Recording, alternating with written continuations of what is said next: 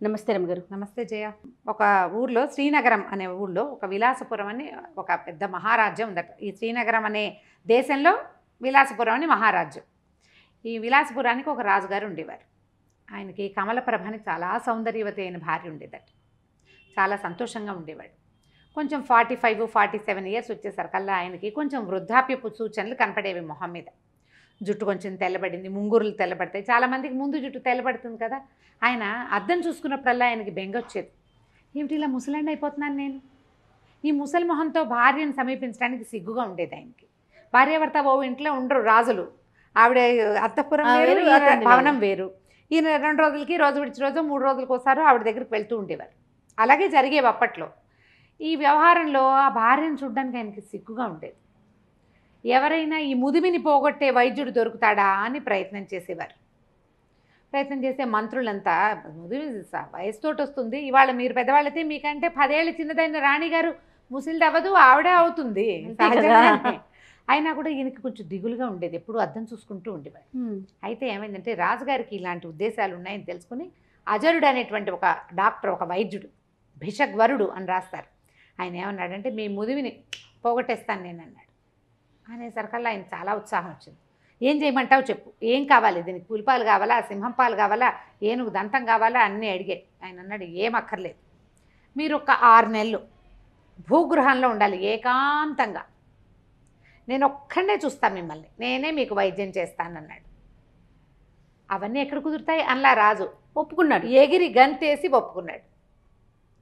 మంత్రులంతా అన్నారు ఎందుకు వచ్చిందండి, అది చాలా కష్టము, పైగా ఈ 6 నెలలు ఏకాంతంగా ఉంటే వాడు ఏం చేస్తాడో మాకు నమ్మకం లేదంటే ఆయన ఒప్పుకోలే. భార్యకి చెప్పాడు, సైన్యాధిపతులకి, వారికి వీరికి అందరికీ చెప్పాడు, నేను యవ్వనవంతుడినై తిరిగి వస్తాను, 6 నెలల పాటు రాజ్యాన్ని బాగా చూడండి అన్నాడు. ఈ అజరుడు ఏం చేశాడు, ఈయనకి ఒక పెద్ద పాతాళ గృహం నిర్మింపజేశాడు. తన దగ్గరే ఉన్నాడు. ఈ పెద్ద రాజభవనం కింద అడుగున సెల్లార్ లాంటిది లోపలికి నిర్మించి రాజుగారు ఒక్కడే ఉంటాడు. ఒక్క సేవకుడితోటి మంచి ఈయన వస్తాడనమాట, రాజవైద్యుడు ఒక సేవకుడు తీసుకుని రోజు వచ్చి ఆయనకి ఏవో మందులు రాసి మొహానికి పూసి ఫేస్ ప్యాక్లు అవి వేసి చేస్తాడు. ఆయన ఒక్కడే వస్తున్నాడు. 2 నెలలు గడిచినాయి. రాజుగారు అద్దం చూసుకుని ఇంకా ముసలి మొహం పడి, ఇప్పుడు ఏమైంది ఆయనకి, ఏకాంతము, ఒంటరిగా ఉండటము, రాజ్యం ఏమైపోతుందో అని దిగులు, తొందరగా యంగ్నెస్ వస్తుందో రాదో అన్న బెంగ, వీటితో పాటు రోజు రోజుకి పెరిగే వయసు ఒక పెరుగుతుందిగా. 2 నెలలు పెరిగితే 2 నెలలు పెరిగినట్టే. ఈయన ఇంకా తగ్గట్లేదు, ఇంకా ఇదైపోతున్నాను అదైపోతున్నాను అంటే ఏమీ లేదు, త్వరలో వస్తుంది, అలా వస్తుంది, ఇలా వస్తుంది అని చెప్పేవాడు.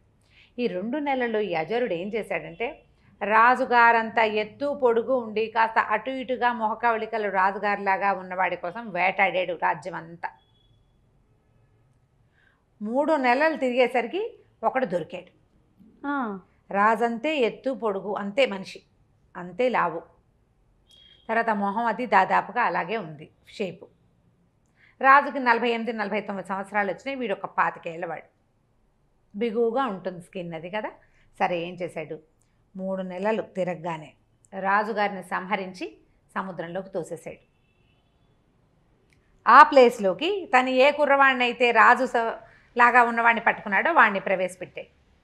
వాడికి ఏం చెప్పాడంటే నువ్వు రాజు అవుతావు, హాయిగా మహారాణి కమలప్రభతోటి జీవితాన్ని గడుపుతావు, ఈ రాజ్యమంతా నీది, నేను చెప్పినట్టు చెయ్యి చాలు అని చెప్పి అతన్ని లోపల ఉంచి రోజు ఒక మంత్రిని, ఒక సైన్యాధిపతిని, ఒక్కొక్కరిని రాజుగారిలో మార్పు వచ్చింది, ఆయన కుర్రవాడిగా తయారయ్యాడు రండి అని తీసుకొచ్చేవాడు. మెల్లిగా ఈ మంత్రులు వాళ్ళ ఆనుపానులు, వాళ్ళ వ్యవహారాలు, మధ్యలో మహారాణి కమలప్రభ ఆవిడ తాలూకు చెలికత్తెలు ఒక్కొక్కళ్ళు అలవాటయ్యారు. రాజుగారిని ముట్టుకోకూడదు, బాగా వెళ్తురున్న చోట కూర్చోబెడితే ఆయనకి మొహం పాడవుతుంది, అలాంటివి చెప్పి వాళ్ళు డైరెక్ట్గా ఆయన్ని చూడనివ్వకుండా చేసాడు. 3 నెలలు గడిచేసరికల్లా ఈ జనం అందరికీ ఈ కొత్త రాజుగారు యంగ్గా అయిపోయిన, ఇప్పుడు మనమే ఒక 15 సంవత్సరాల తర్వాత ఇప్పుడు ఉన్న మొహం 15 ఏళ్ల తర్వాత నా మొహాన్ని నేను చూసుకుంటే మనం గుర్తుపట్టలేము. గుర్తుపట్టలేకపోతాం, ఎందుకంటే చెంపలు అవి టైట్గా ఉంటాయి. 20 ఏళ్ళు 25 ఏళ్ల వయసు వేరు, 50 వచ్చేసరికల్లా డిఫరెన్స్ వచ్చేస్తుంది. ఆ ఫోటో ఈ ఫోటో దగ్గర పెట్టుకుంటే పోలిక ఒకలా ఉంటుంది, కానీ షేప్స్ మారిపోతాయి. ఎవరో అట్లా అలాగే ఉండేవాళ్ళు. ఎవరో అమృతం తాగిన వాళ్ళు ఎవరుంటారు, ఎంతో కొంత మార్పులు వచ్చేస్తాయి కదా. హెయిర్ లైన్ దగ్గర నుంచి మారిపోతుంది, జుట్టు ఊడిపోతుంది, పెరిగిపోతుంది, పక్క వెళ్ళిపోతుంది, పాపిడి పెద్దది అయిపోతుంది. చాలా ఎందుకు రమ్మగారు మనకి కిందటి సంవత్సరం చేసిన వీడియోలు ఇప్పుడు ఒకసారి చూడండి ఎంత మార్పు కనిపించేస్తుందో. సహజం కదండి, సహజం కదా అది. అంతే. సరే ఏమైంది, 6 నెలలు తిరిగిపోయినాయి. కొత్త రాజుగారిని ప్రవేశపెట్టాడు. ఈయన ఈ లోపల రాజుగారి లాగా నడవటం, నుంచోటం, మాట్లాడటం అన్నీ నేర్చుకున్నాడు అబ్బాయి. మంచి చురుకైన వాడు. తర్వాత చక్కగా రాజ్యాన్ని వెళ్తా మొదలుపెట్టాడు. రాణి కమలప్రభతోటి హాయిగా ఉన్నాడు. ఆవిడ గుర్తుపట్ల తెలుసుకోలేకపోయింది. ఆయన 25 ఏళ్ల వయసులో ఆయన ఎలా ఉన్నాడో ఆయన ఉత్సాహవంతుడిగా ఉండటం తెలుసు. 25 ఏళ్ల కుర్రాడికి న్యాచురల్లీ ఉంటుంది. ప్రత్యేకమైన ఇవి ఏమీ లేవు, పాత అలవాట్లన్నీ మార్చుకున్నానని ముందే చెప్పుకున్నాడు. దాంతో అన్నీ మారిపోయినాయి. కొన్ని తినచ్చు, కొన్ని తినకూడనివి. రాజుగారికి స్వీట్ అంటే ఇష్టం, స్వీట్లు తినకూడదన్నాడు ఈయన. అబ్బాయి తిండు, ఇతను కారమే తింటాడు, స్వీట్లు తినకూడదు కాబట్టి అవి మానేశాడు. అట్లా అడ్జస్ట్ చేసేసుకున్నారు. రోజులు గడిచినాయి. ఇతను ఏం చేశాడు, తన పాత స్నేహితులు ఇద్దరిని పిలుచుకొచ్చాడు.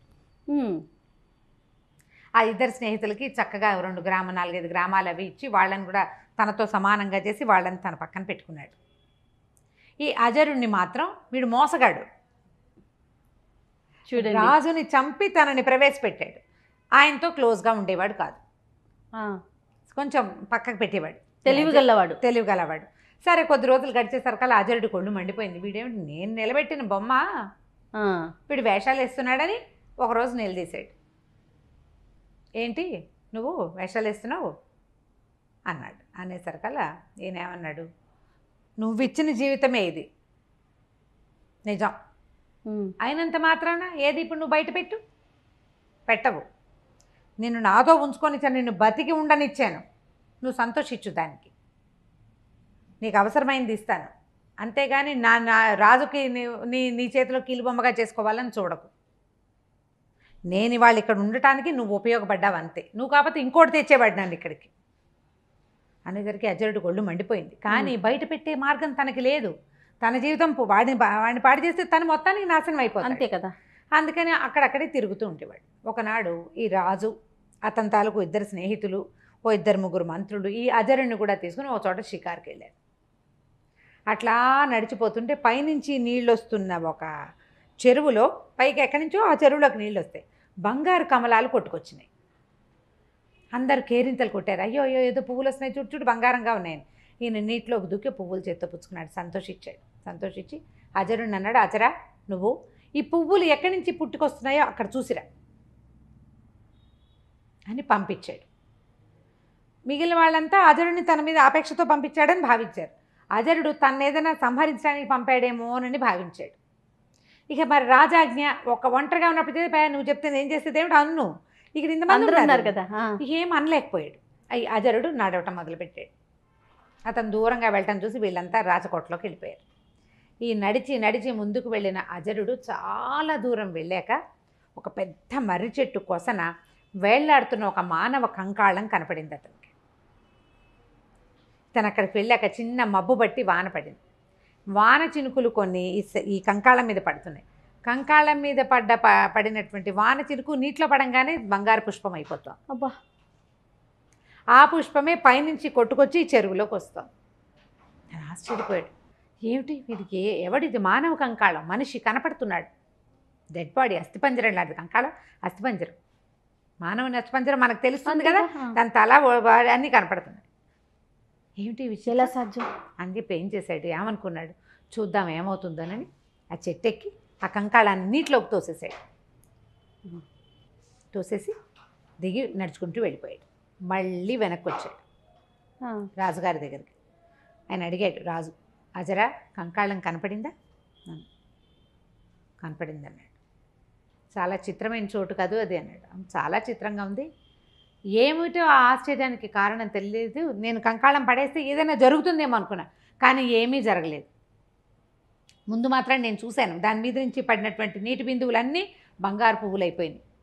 అవి కొట్టుకొస్తున్నాయి, ఎటు పడితే అటు కొట్టుకెళ్ళిపోతే ఒకటి మన ఊళ్ళోకి వస్తుంది అనేసరికల్లా ఇతను చెప్పాడు, ఆ కంకాళం నాదే, నా పూర్వ జన్మ అది. రాజభోగాలు ఆశించి విపరీతంగా తపస్సు చేశాను. మరణించిన తర్వాత నాకు ఈ రాజుగా ఈ రకంగా ఇలాంటి అవకాశం ఇచ్చింది విధి. నీటిలోకి తోసి మంచి పని చేసావు. నా పూర్వజన్మలో స్నేహితులే నేను తీసుకొచ్చిన నా సన్నిహితులు ఇద్దరు. నేను అప్పుడు చేసినటువంటి తపస్సు యొక్క ఫలితము ఇప్పుడు రాజుగా ఈ రకంగా అనుభవించేందుకు నాకు అవకాశం లభించింది. ఎవరైనా సరే వ్యక్తుల సహాయం, నేను సహాయం చేస్తేనే వీడు పెద్దవాడయ్యాడు అని చెప్పుకోకూడదు. మనం ఒక కారణం అవుతాం. వాడు ఉచ్చ స్థితిలోకి వెళ్ళాలని వాడు ఇక్కడ రాసుకుని వస్తాడు. దానికి సరిపడా క్రియ ముందు జన్మలో చేసి వస్తాడు. దీనికి వ్యాజం కారణం మనం అవుతాం. నువ్వు ఆ కారణాన్ని అయ్యావు అజరా, అంతకంటే ఏదీ లేదు. అక్కడ కంకాళం ఉందని, దాన్ని స్పృశించే బంగారు కమలాలు వస్తాయని నాకు తెలుసు. నేను చేసిన తపస్సు యొక్క ఫలితం అది అని చెప్పాడు. ఆ తర్వాత అజరుడు ఇంకా రాజుని గురించి మాట్లాడటం మానేశాడు. ఇతనికి ఏం దొరికింది? తనని నమ్మిన మహారాజుని సంహరించి ఒక కొత్త వాడికి రాజు అయ్యేందుకు అవకాశం ఇచ్చే ఇది వీడి విధిది.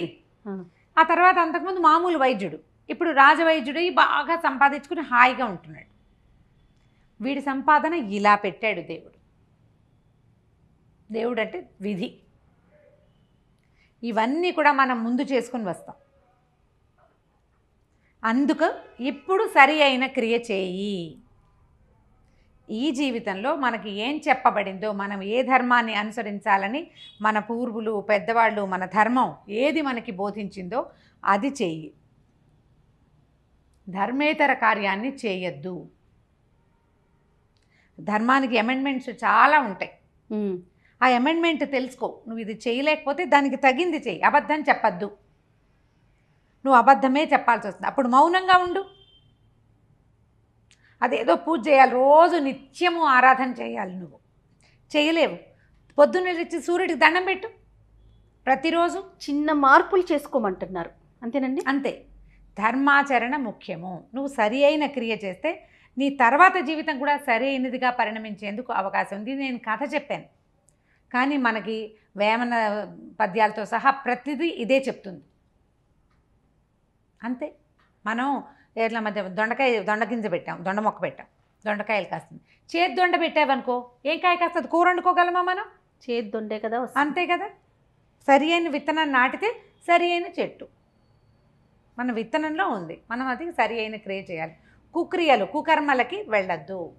నేనే గొప్ప, వారు కొంచెం ఒక మంచి పరిస్థితిలో ఉండటానికి దానికి నేనే కారణం అని భుజాలు ఎగరేయొద్దు. భుజాలు ఎగరేయటం కూడా అనవసరమే. ఎందుకంటే వాడు అక్కడ ఉండాలని వాడు రాసుకొచ్చుకున్నాడు. నువ్వు దానికి కారణమయ్యావు. అంతే. కరెక్టే. ఆ మనిషికి కృతజ్ఞత భావం ఉండాలి కదా. వాడి కర్మానుభవాన్ని బట్టి వాడికి ఉంటుంది. అప్పుడు మళ్ళీ జన్మలో అతను అనుభవిస్తాడు. వాడి కృతజ్ఞత ఉందనుకో, వాడికి సుకర్మ చేసినట్టు. లేదు, ఇదంతా నాదే క్రెడిట్, నా గొప్పతనంతో నా పూర్వ జన్మతోనే నేను ఈ పరిస్థితిలో ఉన్నాననే భావన ఉందనుకోండి, ఇప్పుడు వాళ్ళు ఖచ్చితంగా మరో జన్మలో అనుభవించాల్సింది వాడు అనుభవించాల్సిందే. అంతే. మన ఆలోచనలు, మన విధానాలు మన తాలూకు భవిష్యత్తుని, మరు జన్మని నిర్దేశిస్తాయి. వాటిని సెటిల్ చేసేవివే. బహుశా ఇలాంటివి ఉండబట్టే ఈ జన్మలో సక్రమంగా ఉండటానికి ప్రయత్నం అన్నా చెయ్యి అని చెప్తారు. అంతే కదా. అంతే. ఇప్పుడు సరిగ్గా ఉంటే కృతజ్ఞతగా ఉండు, భక్తిగా ఉండు, ధర్మపరత్వంగా ఉండు, సాధ్యమైనంత. సహాయం చేయలేకపోతే పోనీ బానే, కనీసం అపాయం అవతల వాడికి ఇబ్బంది పెట్టకు, అదైనా చెయ్యి. ఇబ్బంది అయినా పెట్టకుండా ఉండాలి. అందుకని ఈ కథలు చెప్పుకుంటాం మనం. ఖచ్చితంగా అండి, ఖచ్చితంగా ప్రతి ఒక్కరికి తెలియాల్సిన కథలు ఇలాంటివన్నీ కూడా. అంటే మన జీవితానికి సంబంధించిన విషయాలు కదా రమ్మగారు. అద్భుతం, చాలా బాగుందండి. నమస్తే రమ్మగారు. నమస్తే.